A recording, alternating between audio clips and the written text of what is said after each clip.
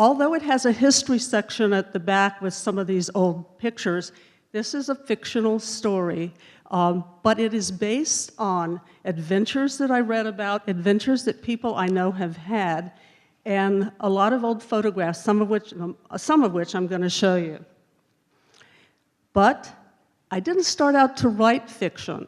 I actually started out researching the history of Western Martin County so that I could help write an application to have the Martin grade designated a Florida Scenic Highway. This is one of my favorite pictures in the whole world, and you see this by a guy named Tom Claude. He's sitting right here, and I just want to thank Tom for letting us use the pictures, and he also did the cover for the book. Once I just started doing the research, however, I discovered that there were just so many resources out there on the internet. I found thousands of photographs. I found wonderful books. If you haven't read Lawrence Will about Okeechobee, you might want to. Met people like Tom and talked with Bud Adams. That the most amazing thing I found was that in the late 19th century, this part of Florida, right here in Martin County, was the hottest thing since sliced bread if you were an adventurer or somebody who wanted to have an exotic vacation. This place had so full of animals and panthers and bears and alligators and things that magazine people came from all over the country and wrote articles. This is just a sampling of them, and the reason that I included this here is that every one of those articles right there specifically mentions either the Indian River, the St. Lucie River, the Allapatioke Swamp, or Lake Okeechobee. And so a lot of the stories that were the inspiration for the book came from these articles, and they're all available online. Come on. Oops, well, that went real quick. Also, another thing that's available online is historical maps, and I love this one. They were supposed to come out in sequence because it shows so much of the area. The white arrow is in the Kissimmee River Basin, the prairie. The sort of orange arrow is a place that was back in 1914 called the Bend. It's where this little community of Tanty was located, and right next to Tanty they built Okeechobee. The green arrows, Allapatioke Swamp, which is like alligator swamp is what that is from. And that used to fill all the space until like 1956. It was swamp between Palm City and Okeechobee almost exclusively. And the yellow arrow is the St. Lucie Inlet. You may notice that the St. Lucie Inlet is not in the location where it is today.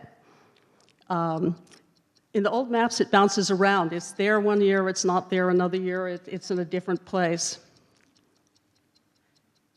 What I really like about this map, though, is it shows Sam Jones. Sam Jones is the American name of an Indian leader, a Seminole leader. His name is Abiaka. And Sam Jones and Abiaka are important because starting about 1814, the United States started trying to drive the Seminoles out of Florida. They had 3 wars against the Seminoles. Eventually, they got every Seminole leader in the whole state. They had either killed his people or they had gotten him to move to Oklahoma. The only one who said no, would not deal with the Americans, never gave up, is Abiaka. He is from right here. We have the most amazing Seminole history in our neighborhood. The adventure starts in Tanty in 1914, and the reason that I picked 1914 is because in January 1915, everything changed. This is what it was like out on Lake Okeechobee in 1914. I love it. Look at the picture, see how they're dressed. It was a rough and tumble frontier life, almost no roads. It was all mule power and manpower, and it was definitely a frontier settlement.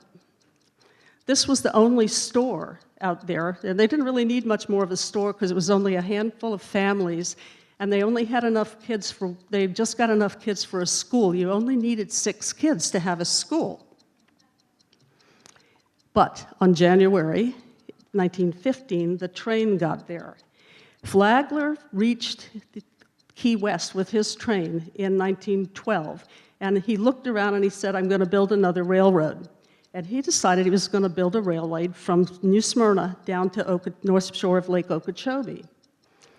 Well, as the railroad people did in those days, he went and he grabbed up a bunch of land, then he laid out a city, and then he chopped up the city in little city blocks, and he built a real estate office, and he started selling lots in the city to people from all over the country. This is a cool picture because this is the Okeechobee train station. And when you get to the picture of Stewart, you'll see that back in even those days, they had the uniform design for their buildings that the corporations were building. This picture is fascinating to me because everything you see in it was built within 1 year after the train got there. Rollerson's store, that old store that you saw earlier, used to be in this location. What happened is that the minute that the train got to Okeechobee, the only industry on Lake Okeechobee that existed, which is catfishing, shifted north to this location. When at first, the first location that they shipped out of was Fort Myers because they connected the Caloosahatchee River to the lake. Then they built a canal in 1912 and connected Fort Lauderdale to the lake, and Fort Lauderdale became it. But no sooner did the train get there than Okeechobee became the capital. I love this picture. Look at the date, 1924. In less than 9 years after the train got there, the world changed completely. They not only had the FEC railroad station, they had a Seaboard Airline Highway station, Airborne Railway station, that connected them to Tampa and West Palm Beach. Fringy Connors had built the first toll road in Florida right through Okeechobee. I love the way their clothing has changed. They went from a few people to thousands of people and had a movie theater, electrical power lines, and a Ford dealership in that very short period of time. The 3 main characters, the cowboy, the Indian, and the Amazon queen, they're young teens. They lose their boat on Lake Okeechobee, and they come to Stewart. And they get to Stewart in 1914, when Stewart was very first created. Billy is a fisherman's son. The first inspiration for Billy was this guy right here in this picture. But I really love this picture because it tells you everything you need to know about catfishing on the lake. It was long, hard, wet, dirty work. It didn't pay much money, and it was still very much a frontier existence. And not only did you have to catch the catfish, catfish don't have scales, so you have to skin them. And catfish skinning was like a big competition because the faster you were, the more money you made. And I have to thank Sandy for this picture. She just gave it to me recently. That's Ernie Lyons taking a picture, watching the catfish skinners. That's the kind of housing they had. They lived right down on the lake, on the beaches. And I know it's hard to think of Lake Okeechobee with beaches, but it used to have them. Billy wants to be a cow hunter. This is a much more prestigious and money-paying position. Those of you who don't know, the Spanish let cattle run free in the 1500s. By the time Americans started colonizing Florida after America took it over in 1820, when they came down, the Seminoles and the black Seminoles, who had been slaves who had escaped slavery and come to live in Florida and got along very well with the Seminoles, were cattlemen. They were Florida's first cattlemen. All you had to do when the white settlers started coming, all they had to do was find a cow, catch a cow, put his brand on him, and that cow belonged to them. There were people who made huge fortunes just hunting up and catching cows. The problem was the cows really weren't all that good. And As no sooner did things start to settle down, the first Seminole War with the Indians and settlers came into Kissimmee Prairie. They came after the Second Seminole War when the Indians had been pushed down south of the lake. They started putting up fences, but they weren't putting up fences to keep their cows in. They were trying to breed better cows. They were putting up fences to keep these cows out. And one of the consequences of that was it also kept the Seminoles out, and it started interfering with their ability to travel. The other inspiration, you guys probably would have recognized him even if his name wasn't up there, is Bud Adams. This is a picture from 1937. Bud's 11 years old. One of the things that I didn't know before, though, was that Bud has a cattle history in Martin County. When he was 21, after he'd gotten back from the Navy in World War II, which had been 1948, his first job was working for a Philadelphia man who had purchased the Allapattah Ranch. And Bud's first job was to go out to the Allapattah Ranch and tell Fox Brown and the Savage Boys that he was going to fence off the Allapattah, because the rest of Florida had pretty much started fencing off all their range, but it was still free range in Martin County until 1948. Once Bud got that land fixed, his first cattle drive that he did by himself, was down the Martin Grade out to the Allapattah. This is also a picture from 1937's courtesy of the Adams Ranch, but it's the only picture that I have of Florida cowmen managing cattle with bullwhips, which was what distinguished our Florida cattlemen a great deal from cattlemen in other places. Pretty much together, life in Okeechobee was rough and tumble. A bunch of single men living out on the frontier. They had evidently really famous fights. Not very glorified existence. Today, they're trying to keep up the cracker tradition, and I think that it's romanticized a lot more over than what it really was. The second character is the Seminole boy they call the chief. And he sees that his culture is dying, and there's a real good reason for that. When Seminoles were here, they had no concept of owning property, that property could even be owned. The Creator had built the world and put them in it, and everybody was going to share it. So as soon as the white people started coming down and started buying up the land, the Seminoles were left with no place to be. Fortunately, in western Martin County, that didn't make that big of a difference at first, because even though a company called the Southern Land and Timber Company had purchased 300,000 acres in western Martin County, they had not done anything there yet by 1914. The Seminoles would make these camps and eat, and they were broken up into clans, and then the clans were broken up into families. Each family would have a camp, and would set it up. It'd be a circle of cheeky huts, and they would have around this a campfire, cooking fire. I like this particular one because there's a pig in there, and the Martin County Seminoles, one of the ways that they sustained themselves was with pigs. Go through this quickly. One of the big discoveries that I had was that Martin County has a lot of Seminole history, documented history, starting in the Second Seminole War.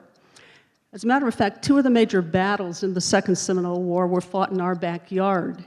The Battle of Okeechobee on Christmas Day, 1937, was fought right now, it's just north of the Martin County line, up near the lake.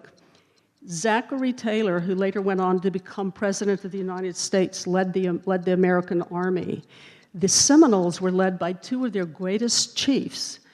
One of them is named Coacoochee, whose American name is Wildcat, had been such a major chief that he had been with Osceola when Osceola got captured under a false flag of truth. Osceola didn't escape, and he eventually got sent to South Carolina where he died, but Coacoochee escaped. And he went on to wage war against the Americans. The other major Seminole chief in this battle was Abiaka himself. And this is where he started developing his decision not to ever even discuss a peace with the Americans. Come on, there you go, poop. Okay, I can go backwards, that's right. Okay, the second battle is the Battle of Loxahatchee, which was fought a month later. That was fought just down in it's just south of Indiantown Road in Jupiter, in a place which is now called Riverbend Park. It's a lovely park. And in that one is really significant battle because it's the last battle in which the Black Seminoles fought with the Indian Seminoles against the Americans. That's the last that I'm aware of. What happened is that the Black Seminoles figured it out pretty soon after this battle that they were either, if they didn't get out of Florida, that they were going to get captured and sent up back to the South to become slaves. Some of them went to the Bahamas, and some of them, Coacucci and a Black Seminole leader named John Horse, were able to negotiate a peace with the, not a peace, an agreement where they got to go to Oklahoma. They got to Oklahoma only to discover that the Creek Indians in Oklahoma hated the fact that new Indians were being moved in, and so they ended up going to Mexico, and where they thrived very well, and it was a certain degree of irony, ended up becoming scouts for the American Army in the war against the southwestern Indians, most notably the Apaches, and they became the famous horse soldiers. They came from right here in Martin County. Now, what things happened with the Seminole Wars is that the Army would chase them, then the Army would get tired of chasing them. It was costing the Army at one point $90,000 a month to chase a handful of Seminoles. So when the Army would stop chasing them, the Seminoles would just come back out again, and they would live peacefully with people. So after the Second Seminole War, the Seminoles moved back to Martin County. But in 1842, the federal government passed the Armed Occupation Act, and what that was set this because they wanted to settle the Indian River. It specifically said if you move down to the Indian River and you move so many miles away from a fort and you have a gun and can keep yourself alive for 5 years, you can have 160 acres of land. People came in droves started making claims and everything, and suddenly again we have the interface of cultural conflict starting to happen. Seminole leaders like Billy Bowlegs II didn't want conflict. They wanted to just sort of stay out of the way. But a handful of them, the Seminoles, decided that it was fight or die. And they started attacking all around the state. In 1849, they attacked at Fort Pierce. 5 Seminoles attacked a small place, killed 1 man, injured a woman, and that was enough to chase every settler who had come in under the Armed Occupation Act away from the Indian River. It had the perfect effect. So, nobody talks about a forced Seminole War because it was averted. It happened right here in Martin County, involving Seminoles from Indiantown. There was by this time, when you saw the dates in the, on those books, those articles that I told you before, the Seminoles had become, a bit of a fashionable thing, and people were very interested in them. And a guy who had like a sideshow just came down and tried to convince the Seminoles, told the Seminoles that he was with the Smithsonian Institute, and that the Smithsonian Institute wanted to have the bones of a Seminole chief on exhibit. And the Seminoles said, no way. That was just the stupidest thing they ever heard of. He went out down to Indiantown, got some Indians drunk, and they took him out and showed him where they had buried a leader named Tom Tiger. Seminoles didn't bury their dead in the ground. It was an above-ground burial. The next day, he went out and he stole the bones. Well, that really made the Seminoles mad. the few that were left decided that it was time to take a stand. And a medicine man named Billy Smith went to Rollerson's store, that same rickety-looking store that we saw in the picture, and said, if we don't get Tom Tiger's bones back in 1 moon, many white people die. Once again, the whites took it seriously. They evacuated all the women and children to Fort Pierce, and they got ready for war. But luckily, the Seminoles really didn't want to go back to war, and the sheriff in St. Lucie County was able to negotiate a little bit more time, and they got the bones back, and thus there was no Fourth Seminole War. This is Billy Bowlegs III. He is one of the inspirations for the chief in the book. This picture explains why the Seminoles really were in dire straits in in the early part of the century. See this? The Southern Land and Timber Company finally decided that they were going to start utilizing the land. They started clear-cutting land in western Martin County. It doesn't look today at all like it used to, because it used to be virgin timber. The other thing that started happening is people started putting up fences. The Seminoles who used to travel from Indiantown to Okeechobee, they started having to honor fences, and they couldn't go into places and do what they wanted to do. They desperately wanted a reservation. The first Seminole reservation that was proposed was in western Martin County, but that fell through. And they couldn't have a reservation. They didn't have any land. They didn't have any money to buy land. Billy Bowlegs and some of his friends went right back to their initial thought, tourism.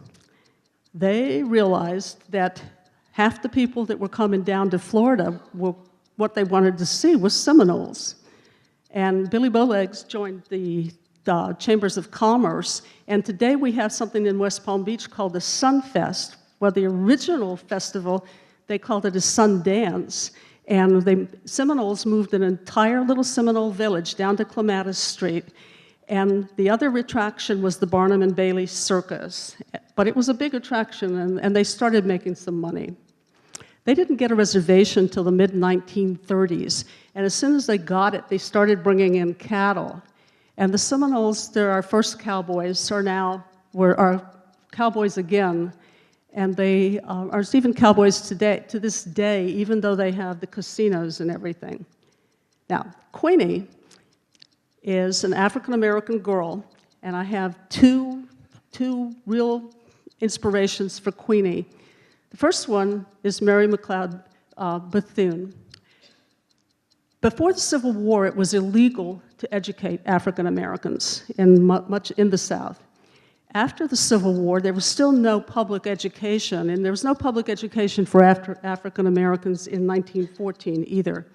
But that didn't mean they didn't want education and they didn't get it. And Mary McLeod Bethune came down, started a school in the Daytona area, and it's a school for girls because it was her philosophy that the only way to improve the status of her race was to educate its women. Now, I love this picture because it shows what proper African-American girls were expected to look like. When they're younger, they have shorter skirts, and the skirts get longer and longer the older they get. The second inspiration for Queenie, however, is Zora Neale Hurston. And Zora was raised in Eatonville near Orlando. She went to Barnard College in New York. She became an anthropologist, and she kept coming back to Florida, kept coming home. I love this picture because it shows that Zora knew what a proper young African-American girl ought to look like. But I really like this picture because it shows that Zora also had her own ideas about what women ought to be allowed to do and what women ought to do. And I wanted Queenie to be a strong, independent woman. The other thing that Zora did, which I carried into the Queenie character, is she embraced her African-American heritage. The other thing I got from Zora was the idea for the Amazon Queen. Zora wrote an article in the 1920s in which she interviewed the last surviving slave that came over in America's last slave ship. And the man he was an old guy, he lived in Alabama, and he told Zora that he had been captured by Amazons. So I immediately went online and started looking up Amazons and discovered that the Amazons in the kingdom of Dahomey were the fiercest fighters in Africa and the most feared fighters in Africa in the last half of the 19th century. For 30 years, using wooden spears and really old, obsolete single-bolt action rifles, they held off the French Foreign Legion and just with female fighters. And I thought that if you want to have a strong, independent woman, that would be a good concept to go with. And of course, the other reason to go with Zora is because she was here. Zora spent an awful lot of her life living on the Indian River. She ended up dying in Fort Pierce. Her novel, Their Eyes Were Watching God, tells the story of the 1928 hurricane where so many people died around Lake Okeechobee, and about 2,000 of those people are buried in Port Mayaka, which is western Martin County. I've heard a couple stories that she actually used to come visit East Stewart, but I have not been able to nail those down yet. So at this point, they're still stories. Now, secondary characters are actually also based on real people. I decided to use, John Ashley is the only character in the book who is called by his real name. Once I decided to use John Ashley, though, I had to decide what kind of a man he was, how to use him. That was pretty hard. I read everything I could find about John Ashley. He's accused of murdering a Seminole named DeSoto Tiger. He did rob the Stewart Bank. He had a gang. He had a reputation. I couldn't decide whether but he was also known as the King of the Everglades. He was a little bit of a folk hero. And it dawned on me one day that John Ashley is a Florida cracker. The Florida crackers were the people and the descendants of the first wave of white settlers, the ones who moved in when it was the frontier, the ones who had the hard life and everything. In 1914 was the beginning of the new boom, the new population boom and real estate boom, and all the people who were coming down on the train, instead of having to work their way down the center of the state, were an entirely different breed of people than the Florida crackers. And there was this big cultural conflict between those new white settlers and the first white settlers. And the crackers were getting disenfranchised in their own home world.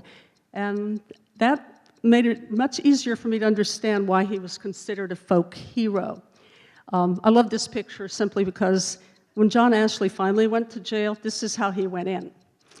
The warden and the other jail administrators came out to have their picture taken with him, and I'm sure they had it hanging on their wall like people do in restaurants and things. There's a character in the book called Anna, and I'm sure if any of you who've read the book, you recognized her immediately from this photograph, which is quintessential Stewart. I tried to capture her personality out of that picture, and she does have two hogs in the book. There's a character in the book called Little Sally, and that was inspired by this photograph. She plays an instrumental role, but she doesn't talk a lot. The last character in the book is Lucy. When the kids meet Lucy, she's seining for mullet in the St. Lucie River. And Lucy tells them that she's going to sell the mullet to an alligator farm for 25 cents because she's going to buy an airplane. Well, that story was inspired by a Stewart Heritage meeting when Joe Wiley stood up and talked about his mother, Lois Wiley. And she did seine for mullet in the river. She did feed him to the alligators, and she did get an airplane. And it was just another amazing serendipity to find a character at a Stuart Heritage meeting. It was amazing. And then just recently, they gave me this picture I could use. Now, the kids get to Stuart in 1914, which is the year that the city of Stuart was started, right? This is what the rest of the world was like in 1914. I think it's important to keep that in mind. New York City had skyscrapers. They already had electric trains and underground subways. They were engineering marvels to get the bridges across the rivers. It was the modern world in full flow. Stuart, on the other hand, was an entirely different story. This was the only way you could get across the St. Lucie River. Stuart didn't get a bridge across the St. Lucie River till about 1918. I recently found an article from a newspaper down in Miami that wrote that this ferry was a scandal. This ferry, which made it so hard to cross the St. Lucie River, was destroying the economy of the entire South Florida. Really, and it was like, whoa. And like the next year we got the article, but because the tourism was driving things, and if you couldn't get from there to there, they couldn't benefit. And it was a source of concern. This is downtown. I didn't have a picture of Stuart downtown in 1914. This is around 1910. It is, Ernie Lyons said that it looked kind of like a frontier mining town or something, and I think he nailed it. This far from skyscrapers.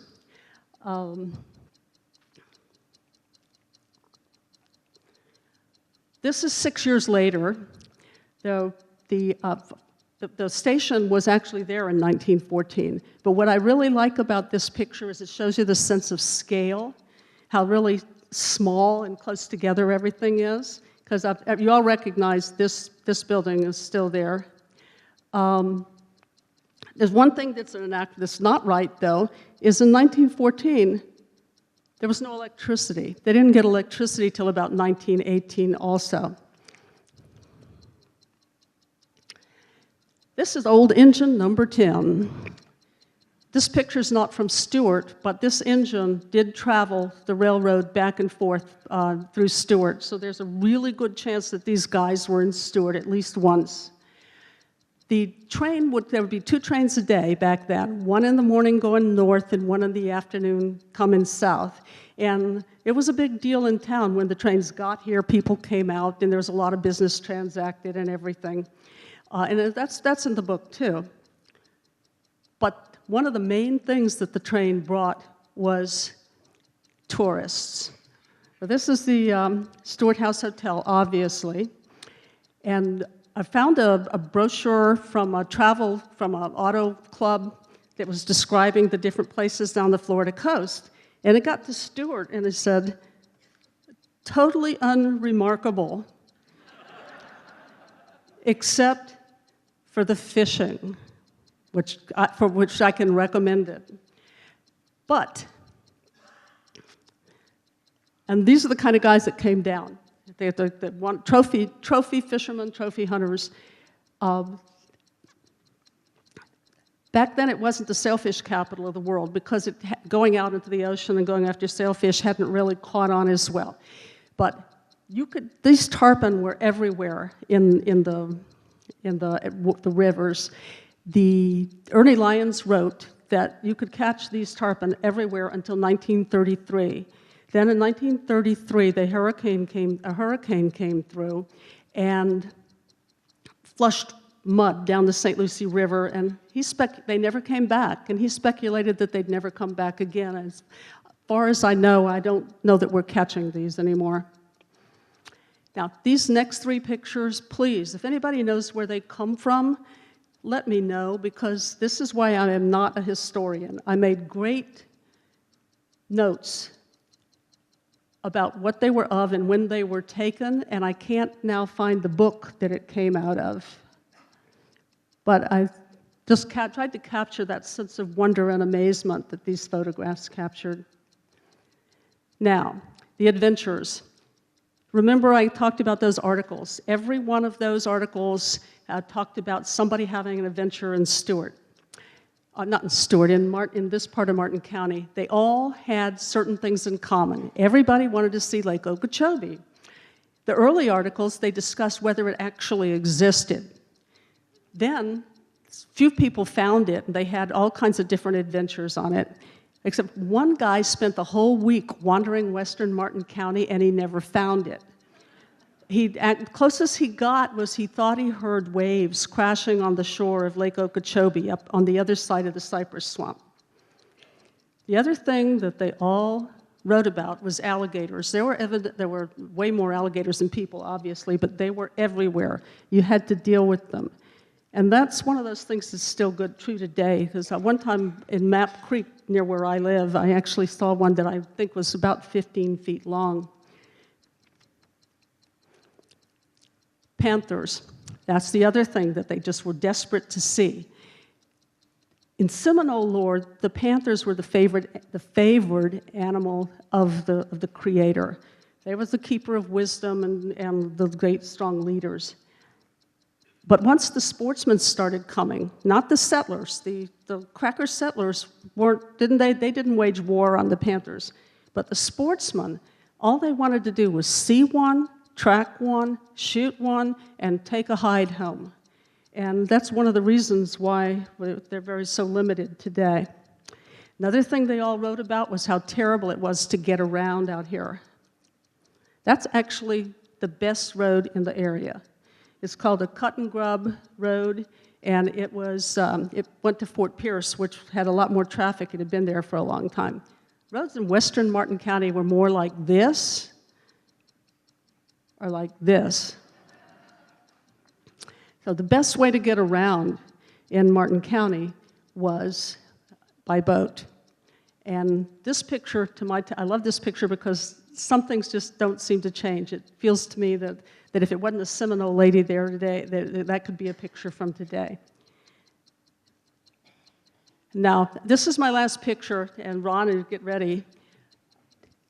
Those of you who've read the book, you may assume, or probably assumed, that this picture was the inspiration for Billy and the Chief. That's not how it happened. I wrote the book, and it was going to press before I found this picture. And ever since then, I have been learning more and more about these two boys. Josie Bill, and not only that, just last week, I found an interview with Frank Brown that was done in the 1970s when they were both in their 80s. They were both still there.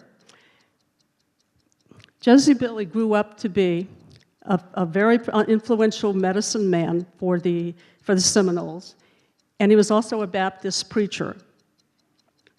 Frank Brown was the son of the first trader who had a trading post down near the Big Cypress, and he's in the book as being a great friend of the Seminoles. But what Frank wanted to talk about in this article was his hat. He said that picture is really important to him because that was his first Stetson, and he had just paid $24 for it. And I'm thinking, okay, when the man from Philadelphia bought the Alapata Ranch, in 1948, he paid $22 an acre for it. Frank Brown paid $24 for a hat back then. And then he said, the one thing he couldn't figure out is why he thought he looked good in that other one. So I thank you for putting up with me this evening. I really hope that it has been of some interest to you.